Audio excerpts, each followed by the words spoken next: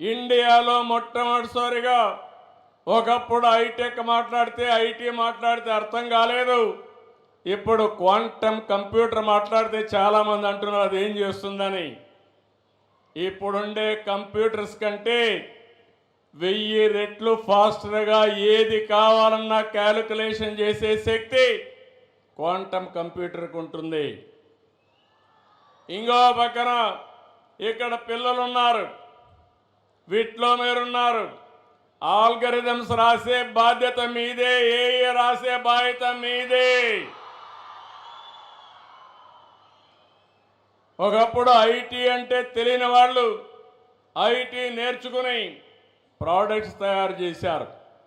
ఈరోజు మీరందరూ కూడా నేను ఒకే పిలిపించాను, ప్రతి ఒక్క ఇంటికి ఒక ఏఐ యూస్ కేస్ అన్న తయారు చేయాలి, లేకపోతే ఏఐనా వాడాలని. ప్రతి ఒక్క ఇంటిలో ఒక ఆంట్రప్రెన్యూర్ తయారు కావాలి.